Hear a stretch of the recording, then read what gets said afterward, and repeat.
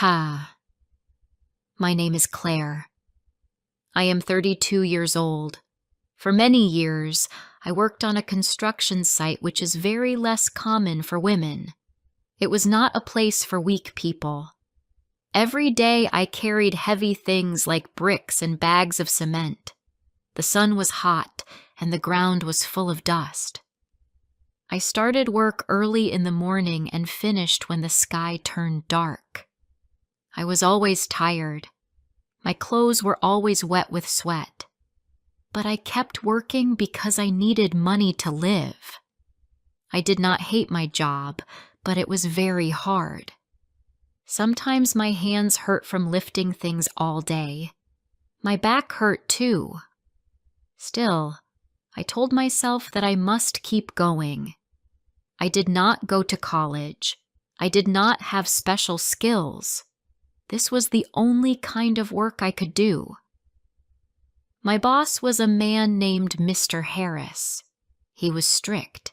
He liked people who worked fast. If we stopped to rest for even a short time, he became angry. He wanted everyone to move all the time. One morning, the air was already hot. I started my day by carrying bricks from one side of the site to the other. My arms felt heavy, and my head was wet with sweat. The other workers were quiet. We all worked fast because we knew the boss was watching. Then I heard a small voice behind me. "Why do you sweat so much?" it asked. I turned and saw a little girl. She was standing near the fence. She had brown hair and big eyes. I smiled and said, "Because I work hard every day." The girl looked at me for a moment. "Why do you not do another job?" she asked again. I laughed a little. "Because I only know how to do this kind of work," I said. "I am strong, but I am not very educated." The girl did not seem to understand. "But my teacher says people can learn anything," she said. I wanted to answer her, but before I could say anything, I heard a loud voice behind me. "Claire!" Mr. Harris shouted. "What are you doing?" I turned quickly. He was walking toward me with his hands on his hips. "You are not here to talk," he said. "You are here to work. I am not paying you to stand around." I pointed at the girl. "She just asked me a question, sir. That's all." He looked at the girl and frowned.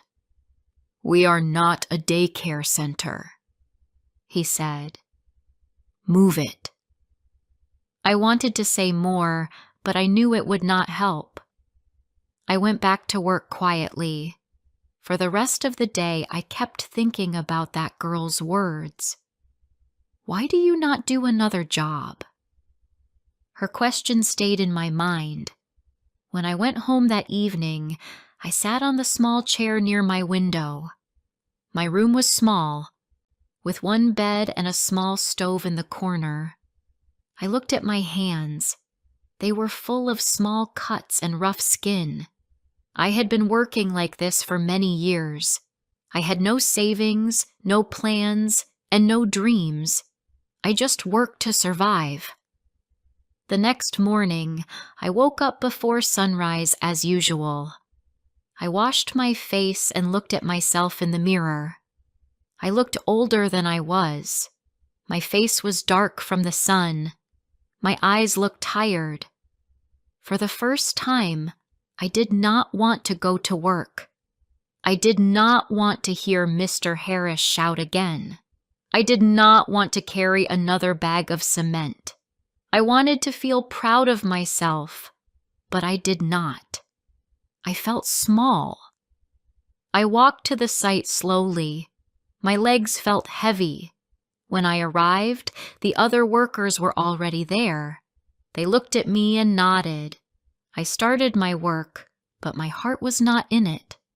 Every sound of the hammer, every drop of sweat made me think of that little girl. "Why don't you do something else?" she had asked. I knew I did not have many choices, but her question made me wonder if I was really trying hard enough to change my life. At lunchtime, I sat in the corner under a small tree. I ate bread and drank water. The others talked and laughed, but I stayed quiet. My boss walked by and looked at me. "You look slow today," he said. "You are not working as hard as before." I looked up and said, "I am just tired." He laughed. "Everyone is tired, Claire. That's why we get paid. Now finish your food and get back to work." He walked away without waiting for my answer. I finished my day without saying much. When the sun went down, I walked home again. My whole body hurt. My feet were covered with dust. My back felt like stone. I cooked a small dinner and sat on my bed.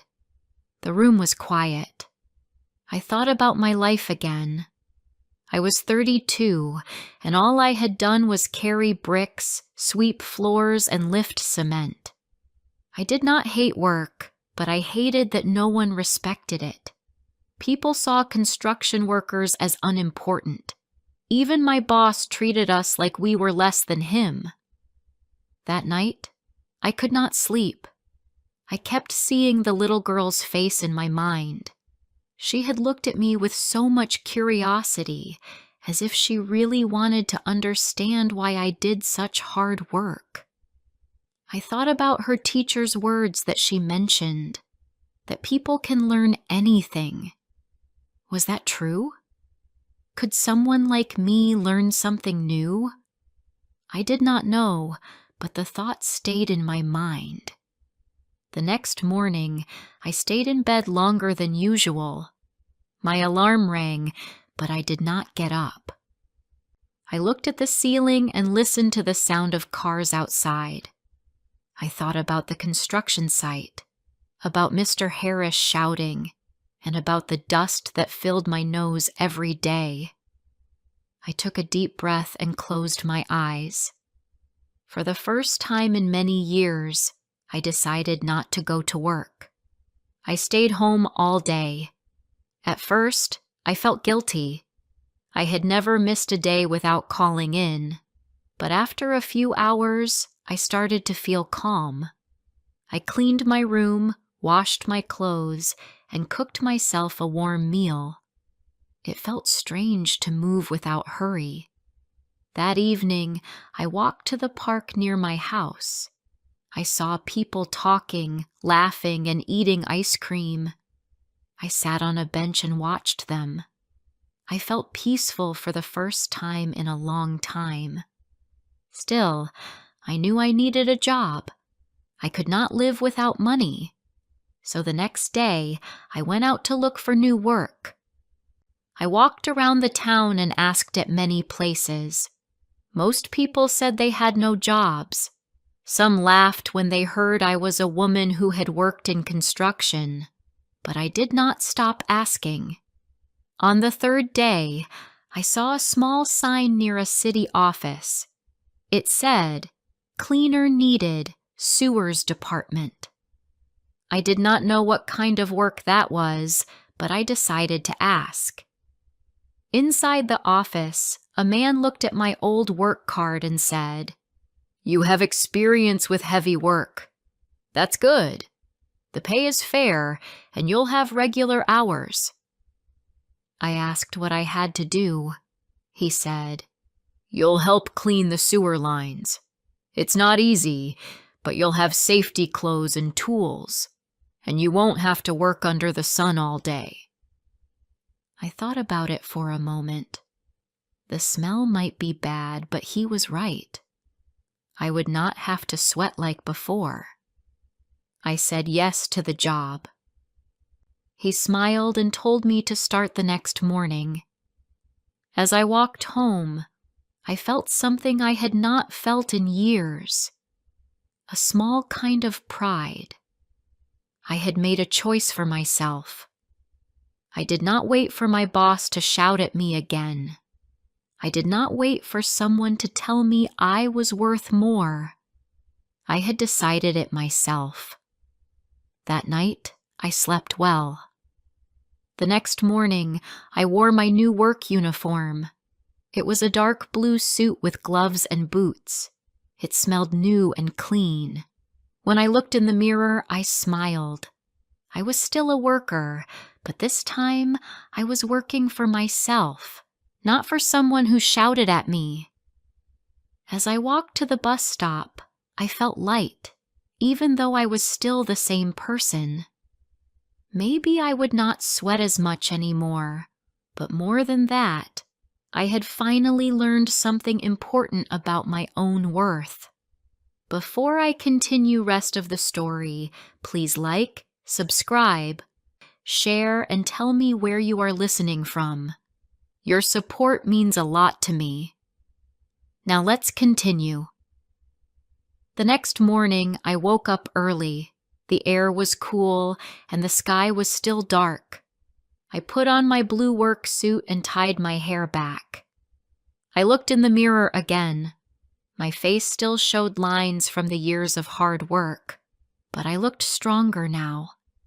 I took a deep breath and smiled a little. Today was the first day of my new job. When I reached the city office, a man was waiting near a truck. He was older, with gray hair and kind eyes. "You must be Claire," he said.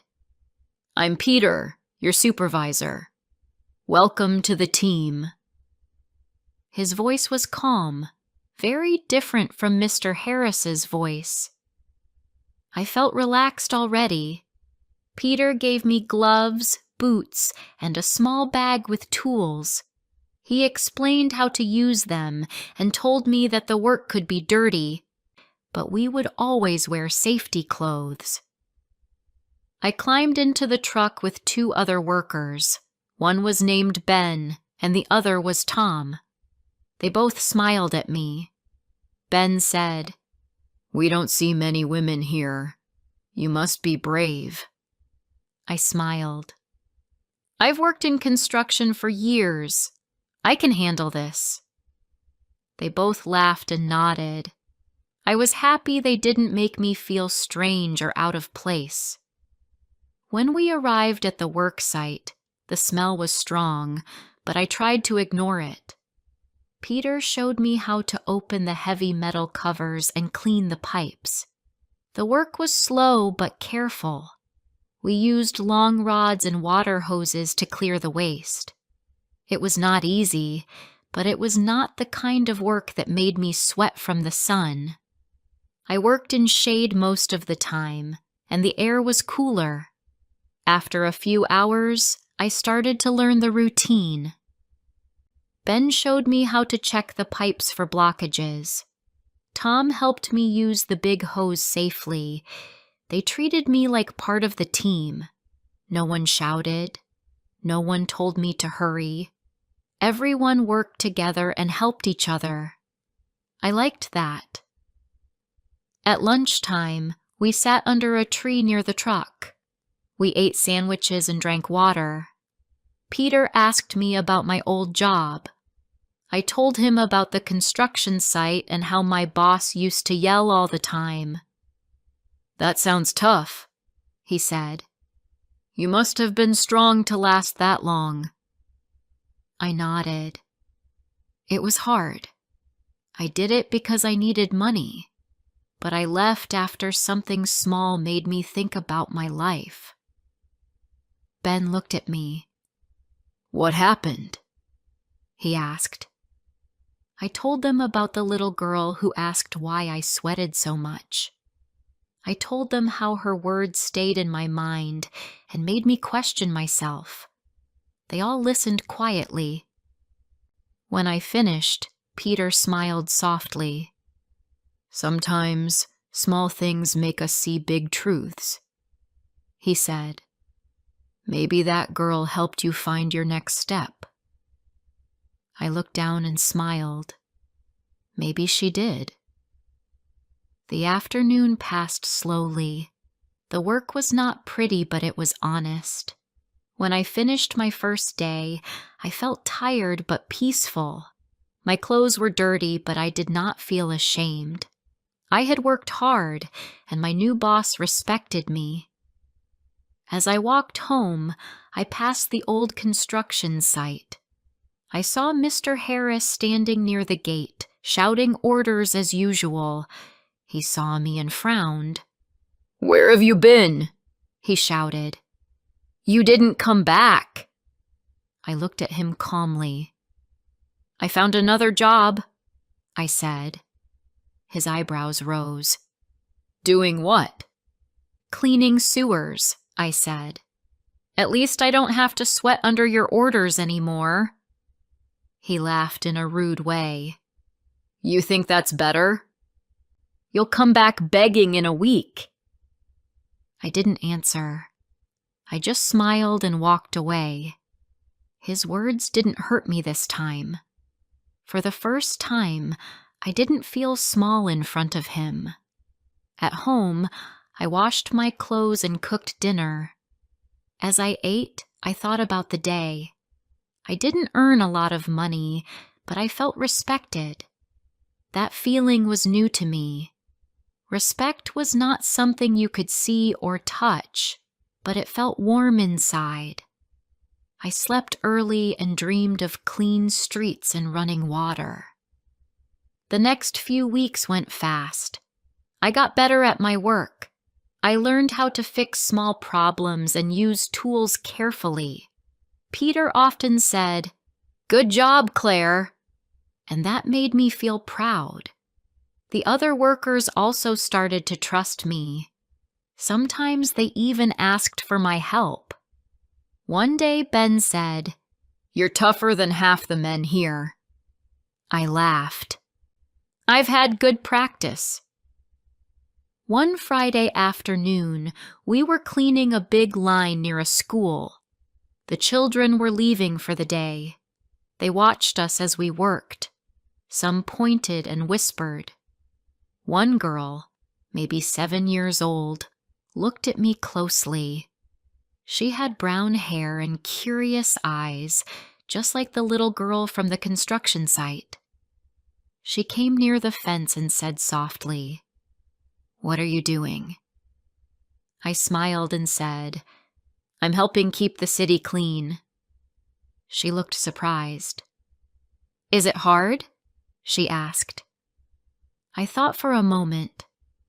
"Yes, it is hard sometimes," I said. "But it's good work. Someone has to do it." She smiled and waved before leaving with her mother.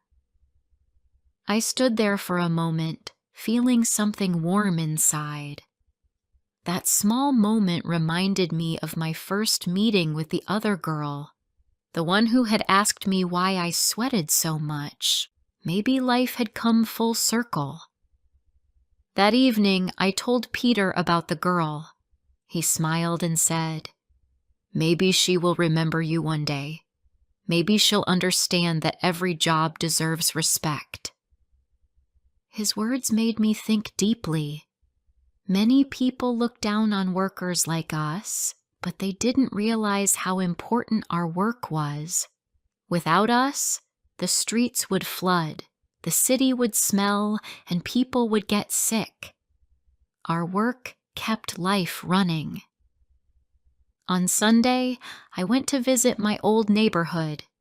I passed by the same small shop where I used to buy lunch during my construction days. The owner, Mrs. Green, saw me and waved. "Claire, where have you been? I haven't seen you in weeks," she said. I told her about my new job. "Sewers, huh?" she said. "That's dirty work." I smiled. "It is, but it's honest, and I like it." She looked surprised.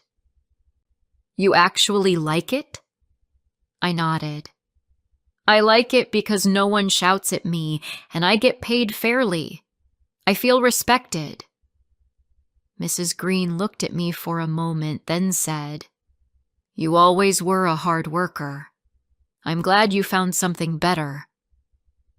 Her words stayed with me. Better didn't always mean easier or cleaner.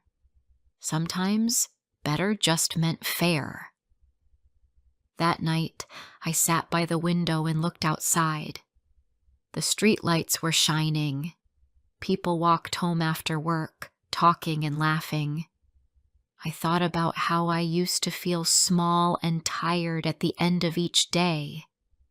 Now I felt strong and proud, even though my job was not perfect. I was no longer trying to prove my worth to anyone. I was living my life the way I wanted. When I lay down to sleep, I remembered something Peter said on my first day. Sometimes, small things make us see big truths. It was true. A few simple words from a curious child had changed the way I saw myself. I was still a worker, but now I worked with dignity. I didn't need fancy clothes or an office to feel important. I only needed to respect my own work. The next morning, I woke up before sunrise again. I made tea and looked out of the window. The street was quiet, and the air was cool. I thought about the day ahead.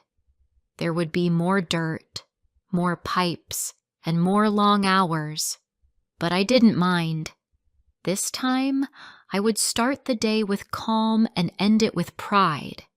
For the first time in years, I was not just working to survive. I was working because I wanted to live a life that made sense to me. I was not sweating for respect anymore. I had already found it. A few months passed, and I was doing well at my new job. I had become good at what I did. My body was stronger, my movements faster, and I understood how the system worked. People at the office trusted me now. Sometimes, even Peter asked for my help when training new workers. I liked helping others learn because I knew how hard it was to start from nothing. One morning, Peter called me to his office. "Claire," he said, "I have some news. The city wants us to clean a large sewer tunnel near the main market. It's bigger and older than most. I need someone responsible to help supervise the cleaning team. You'll be working with a group from the main department." I looked at him, surprised. "Do you mean me?" I asked. "Yes," he said, smiling. "You've proved yourself. You work well, you stay calm, and you treat people with respect. I think you can handle this." My heart felt light. No one had ever trusted me like that before. The next day, I went to the main market with Peter and 4 other workers. The tunnel was long and dark. It was old, built many years ago. We wore masks and lights on our helmets. The sound of running water echoed around us.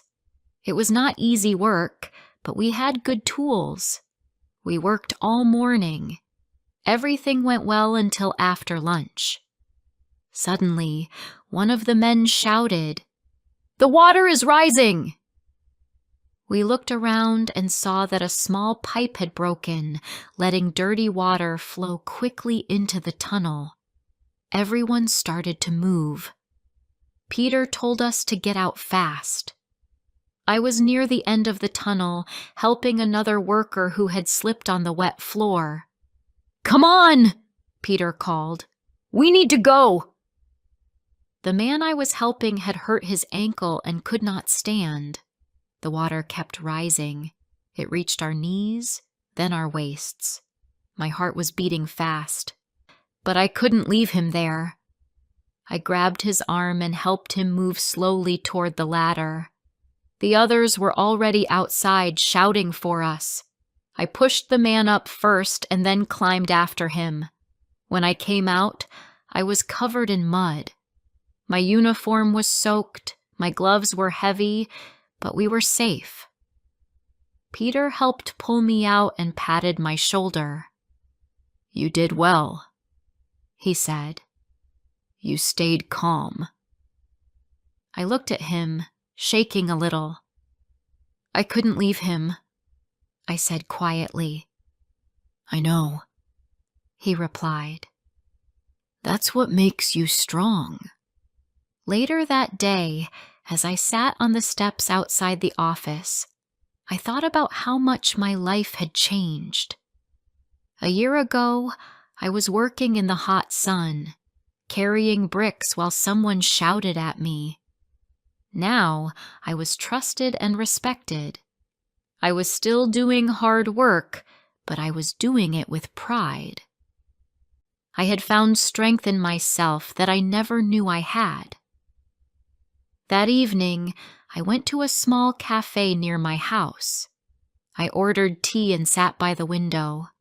The same little girl who had watched me at the school weeks ago walked in with her mother. She saw me and smiled. "Hi," she said. "You are the lady who cleans the city." I smiled back. "Yes, that's me," I said. Her mother looked at me with surprise. "You clean the sewers?" she asked. "Yes," I said calmly. "It's not a pretty job, but it's important." Her mother nodded slowly. "You must be brave," she said. "Not many people would do that kind of work." The girl smiled proudly. "I told my teacher about you," she said. "I said you help keep our streets clean." I felt a soft warmth in my chest. I didn't know what to say. I just smiled and said, "Thank you. That means a lot to me." When I got home, I looked around my small room. Nothing had changed much. The same chair, the same stove, the same window. But I felt different. My heart was lighter. I was not rich. I was not famous. But I had something I didn't have before. Respect for myself. A few weeks later, something special happened. The city office held a small event to thank the workers who had worked during the tunnel accident. Peter gave a short speech and then called my name. I walked up to the front, nervous but happy. "This is Claire," he said to everyone. "She showed great courage and kindness when one of our men got hurt. She didn't leave him behind. We are proud to have her on our team." Everyone clapped. I looked down, feeling shy. I didn't know what to say. I just smiled and said, "Thank you. I was only doing my job." But deep inside, I felt proud. For once, I was not invisible. My work mattered. After the event, Peter came to me and said, "You've come a long way, Claire. You remind people that real respect comes from how we treat others, not from what job we do." I looked at him and said, "Thank you, Peter. I used to think I was only good for heavy work, but now I know I am good for more than that." He smiled. "You are. Never forget that." That night, I sat by my window again, thinking about the past year. Life had not become easy, but it had become meaningful. I worked every day with honesty. I no longer compared myself to others. I no longer felt small because of my job. Every morning when I wore my uniform, I felt proud, not embarrassed. One evening, I passed by the construction site again. It was quiet now. The building was finished. I looked through the fence. Everything was clean and shining. A man in a white shirt stood near the gate. It was Mr. Harris. He saw me and looked surprised. "Claire," he said, "you're still around?" "Yes," I said, smiling. "Still working. Still strong." He looked at me for a moment. "You look different," he said. "Happier." "I am," I said softly. "I found a job that gives me peace." He nodded but didn't say more. Maybe he didn't understand. Maybe he did. I didn't need his approval anymore. I turned and walked away. The evening light was soft on the road, and I felt free. When I reached home, I sat on my bed and smiled. I thought about the girl who once asked me why I sweated so much. I wished she could see me now.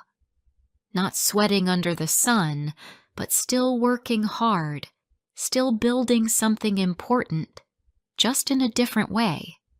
Sometimes, people think respect comes from what you do, but I had learned the truth. Respect starts when you see your own value, no matter what job you have. The next morning, as I got ready for work, I looked at my reflection. My uniform was clean, my gloves were ready, and my boots stood by the door.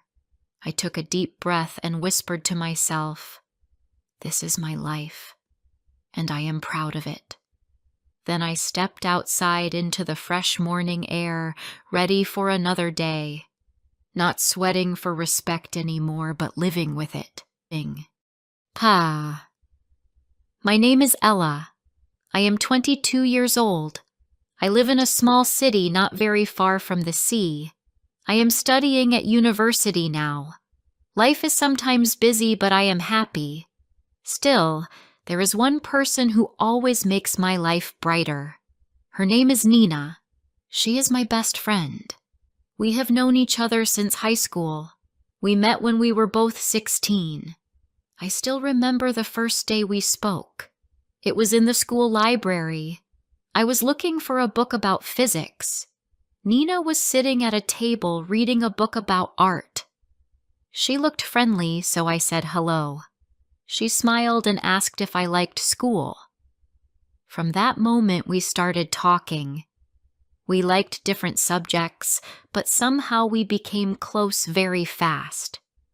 I was good at numbers, and she was good at words. We helped each other in many ways. When we had exams, we always studied together. I helped her with math and physics. She helped me with English and history. She explained things in simple ways. I always felt calm when she was near. She made even boring things feel fun. Sometimes we listened to music while we studied. She liked slow songs, and I liked fast ones. We often laughed about it. In our last year of high school, we spent almost every day together. We walked home after classes, talking about our dreams. Nina wanted to study languages at a big university.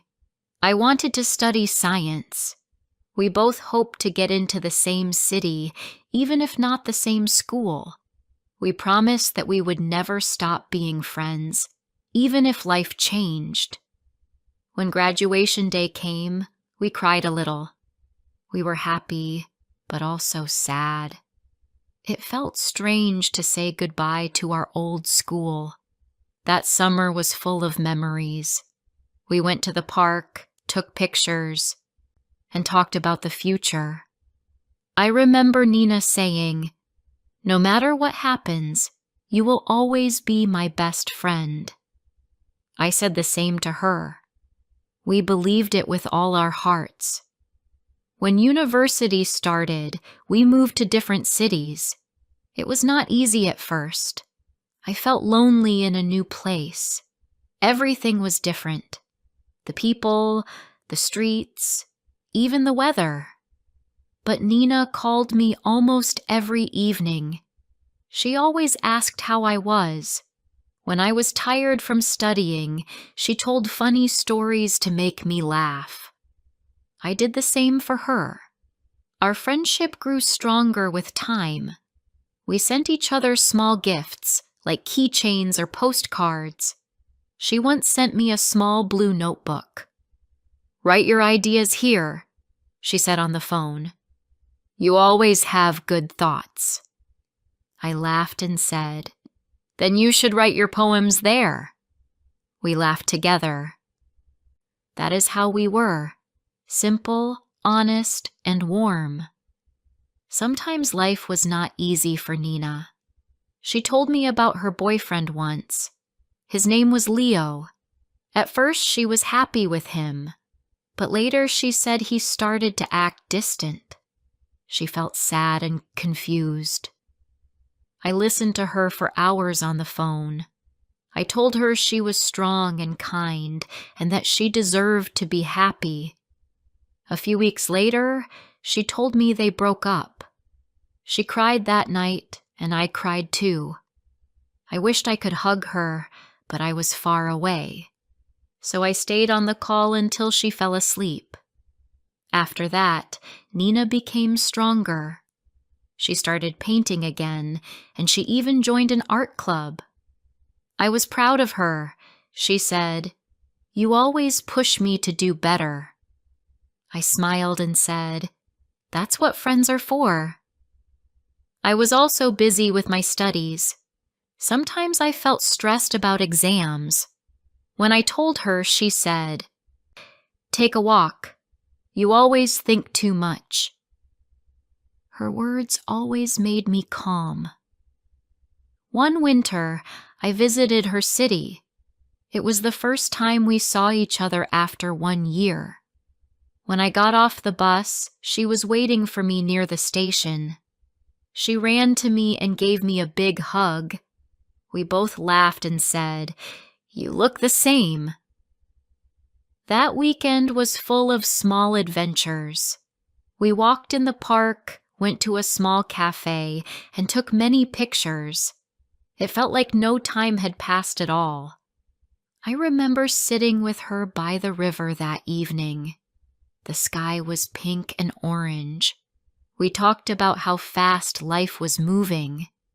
Nina said, "Sometimes I'm scared we will grow apart." I said, "That will never happen." She looked at me and smiled. "You always say things that make me feel better." We sat there quietly for a long time, watching the water move slowly.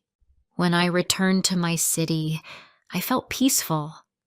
I knew our friendship was real. Even distance could not change it. But as time went on, our lives started to get busier. We had less time to talk every day. I missed her, but I knew she was busy with her art classes and part-time work. I was also studying hard for my exams. Still, every weekend, one of us would call. Sometimes it was a short call, sometimes a long one. But we always found a way to talk. One evening, I received a message from Nina. It said, "I have news. Can we talk?" I called her right away. Her voice sounded happy and nervous at the same time. She told me she had applied to study abroad for 1 year. "That's amazing," I said. She laughed but sounded unsure. "I don't know if I should go," she said softly. "I don't want to leave everything here." I told her, "This is your dream.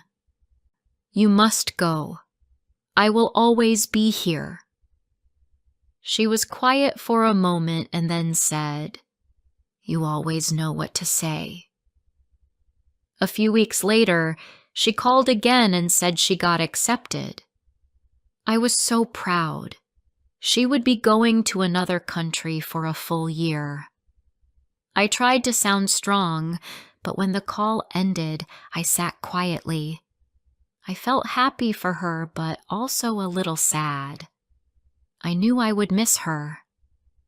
Before she left, she sent me a message.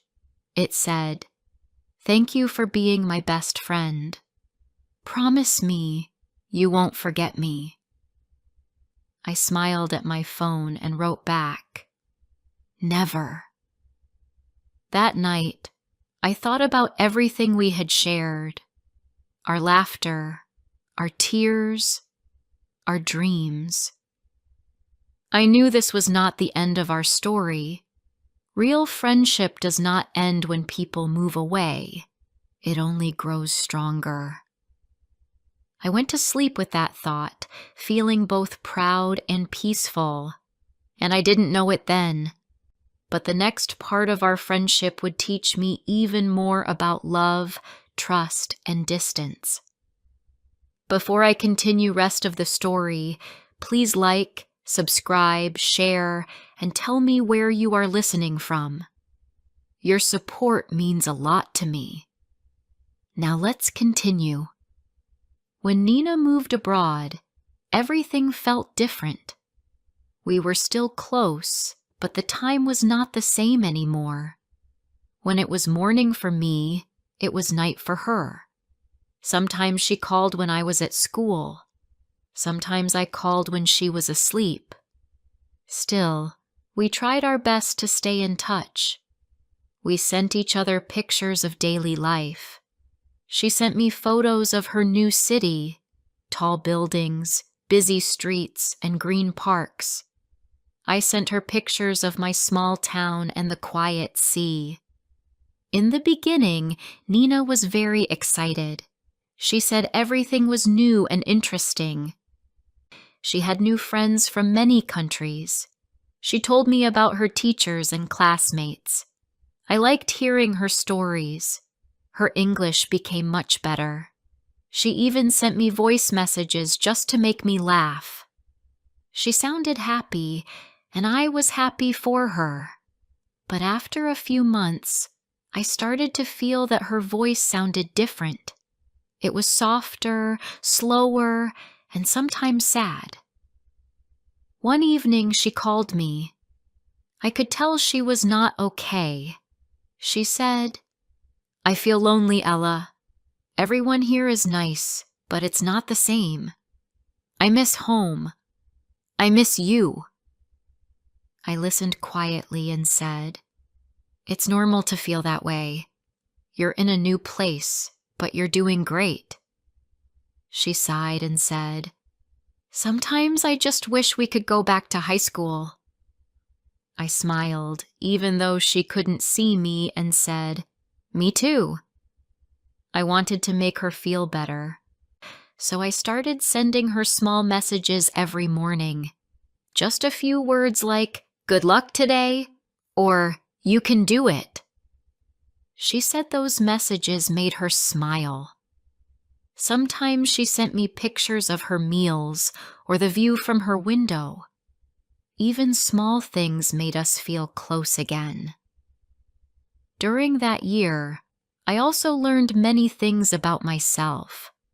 I had more classes, more projects, and less time to rest. But whenever something hard happened, I thought of Nina. I remembered how she always told me to stay calm and keep trying. That helped me more than she knew. Then, one day, something surprising happened. Nina called and told me she met someone new. His name was Victor. She said he was kind and always made her laugh. I was happy for her. I could hear her smile again when she talked about him. She said they went for walks after class and had coffee together. She sounded like the old Nina again, cheerful and full of energy. Weeks passed, and she talked about Victor more often. I liked hearing about him. He sounded nice. But then her messages started to come less often. At first, I didn't think about it much. I knew she was busy, but later she stopped replying for days. I started to worry. When she finally called, she sounded tired. "I'm sorry, Ella," she said softly. "I've been busy with Victor. He's nice, but also confusing. Sometimes he's sweet and other times he's cold. I don't understand him. I listened carefully and said, maybe he's just stressed. Talk to him. Tell him how you feel. She said she tried, but it didn't help. I could hear sadness in her voice. After that, weeks passed before she called again. When she finally did, she cried on the phone. She told me that Victor had left without saying goodbye. He just stopped calling her. I felt so sorry for her. You didn't do anything wrong, I said gently. You gave him your heart, but some people don't understand its value. She said, it hurts so much. I feel empty. I wanted to be there for her, but I was far away. So I stayed on the phone for hours, just listening. I told her about small, funny things from my day, just to make her smile. I could hear her laugh again after some time. It was soft, but it was real. After that, she started painting again. She said it helped her forget. She sent me a picture of one of her new paintings. It was of two girls standing by the sea holding hands. She said, "This is us." I smiled and said, "It's beautiful." She said, "You always believed in me, even when I didn't." Time moved fast after that. Soon, her year abroad came to an end. Before she came home, she sent me one last message from that country. It said, "You are my home, Ella. I can't wait to see you." I cried when I read it. A few days later, I went to the airport to meet her. I held a small flower in my hand, waiting at the exit gate. When I saw her walking out, I almost ran to her. She looked tired but happy. We hugged tightly. She said, "Finally," and laughed. We went home together and talked all night. She told me stories about her time abroad, her classes, her travels, and even her sadness. I listened to everything. It felt like old times again. She said, "You were right, Ella. Real friends stay, no matter what." After that, she moved to a small apartment near the city center. I visited her often. Sometimes she came to my place too. We studied together again like before, though in a different way now. Life felt peaceful and full again. But slowly, things began to change. Nina found a new job in a small art studio. It made her happy, but also very busy. I was proud of her, yet I missed her. We didn't talk every day anymore. I understood, but I still felt a little lonely. Sometimes I wanted to tell her about my days, my classes, or small problems, but she was often busy or tired. One evening I called her and she didn't answer. Hours passed and she didn't reply. The next day she sent a short message. "Sorry, I fell asleep early. Long day." I replied with a smile, "No problem." But I felt a little sad. Weeks passed, and I started to see her less often. When we met, she was always kind, but also distracted. Once, she talked a lot about her new friends at work. I smiled, but deep down, I felt like something was changing. That night, when I came home, I looked at the picture she painted, the one with two girls by the sea. It was still on my wall. I stared at it for a long time. I told myself that true friendship doesn't end. People just grow, but love stays. Still, I couldn't stop thinking. Was our friendship the same as before? Or was it slowly becoming something different? I didn't want to lose her, but I also didn't want to hold her back. She was happy with her new life, and that made me proud, even if it hurt a little. One day, I decided to write her a message. I didn't say much, just, "I'm proud of you. You're doing great. I'm always here." She replied a few hours later, "Thank you, Ella. You don't know how much that means to me." When I read her words, I smiled. I realized then that true friendship doesn't need to be loud or constant. It just needs to be real. Even if life changes, the bond stays. That night, I went to sleep feeling calm. I knew that our story was not ending. It was only changing. And maybe that was okay. Months passed, and life became busy for both of us. I finished my last year at university and started working as a teaching assistant. Nina's work at the art studio grew fast.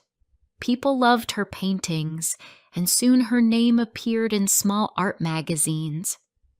Every time I saw her success, I felt proud. She had worked so hard to reach that point. Sometimes we met on weekends for coffee or a walk in the park. It felt good to talk and laugh again, but sometimes she had to cancel because of work. I understood, but I always missed her. I never told her that because I didn't want her to feel bad. I only said, "It's okay. We'll meet next time." One rainy afternoon, I sat by my window reading. My phone rang. It was Nina. Her voice sounded tired and sad. "Can I come over?" she asked softly. "Of course," I said. "I'll make tea." She arrived a little later, wearing her big gray coat. When I saw her face, I could tell something was wrong. She sat down quietly and looked at her hands. "What happened?" I asked. She took a deep breath. "The studio is closing," she said. "The owner is moving away. I don't know what to do next." I was surprised. "But your work is amazing," I said. "You can find another place." She shook her head. "It's not easy. I feel lost again." I made her a cup of tea. We sat in silence for a while. Then I said, "You remember when you were abroad and you felt lost too? You didn't give up then. You won't give up now." She looked at me and smiled softly. "You always say the right words," she whispered. I smiled back. "Because I know you," I said. That night we talked for hours. She told me how scared she was to start again. I reminded her how strong she had always been. By the time she left, she looked a little lighter. Before she went out the door, she hugged me tightly and said, "I'm so lucky to have you." I felt warm inside. A few days later, she called with news. "Ella, guess what? I'm going to open my own small studio." I was so happy. "That's amazing," I said. "See? You found your way again." She laughed. "Only because you reminded me to try." Months passed, and her new studio started to grow. She painted every day and even began teaching art to children. I visited sometimes, and seeing her surrounded by colors and laughter made me proud. She looked truly happy again. One afternoon, I was helping her arrange paintings on the wall. She said, "You know, I think about our high school days sometimes. We were so young, but you always supported me. I laughed. And you always helped me with English. Maybe that's why I can talk so much now. We both laughed until our eyes watered. It felt like nothing had ever changed. But life always moves. A few months later, I got a new job offer in another city. It was a big chance for me, but it also meant moving away again. I told Nina the news one evening when we were sitting in her studio. She stopped painting and looked at me quietly. "So, you're leaving?" she asked. I nodded slowly.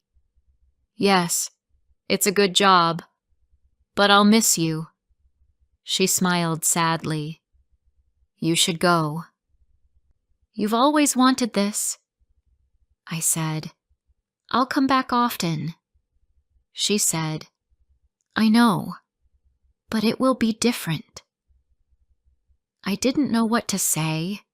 We both looked at the painting in front of us.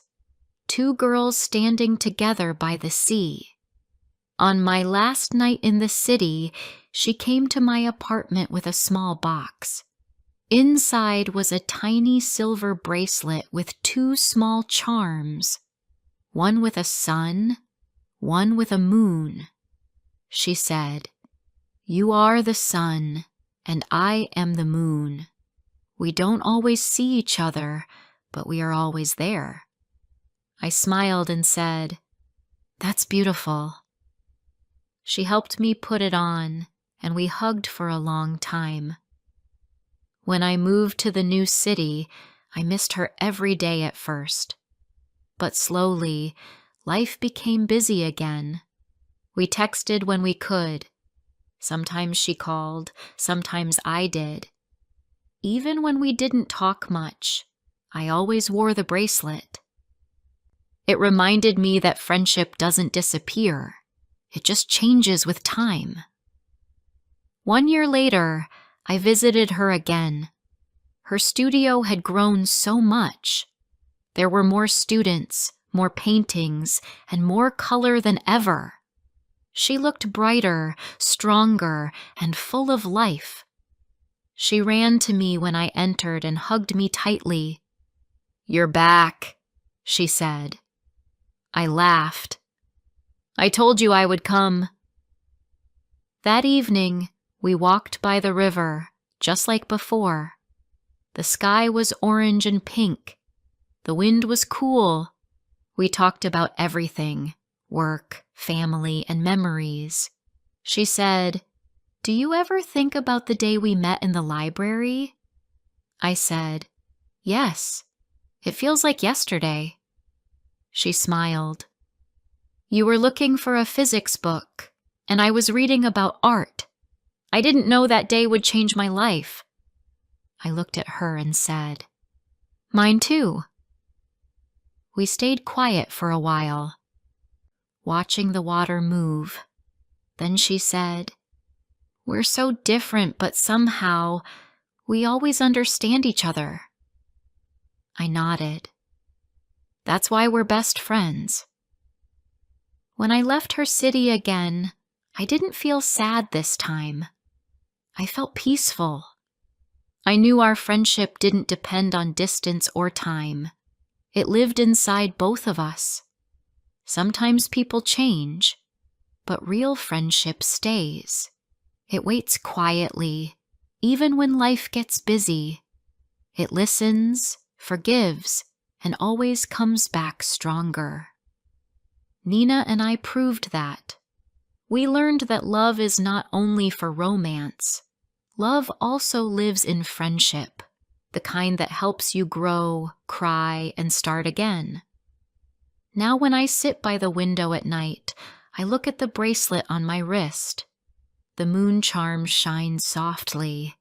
I smile and whisper, "Thank you, Nina."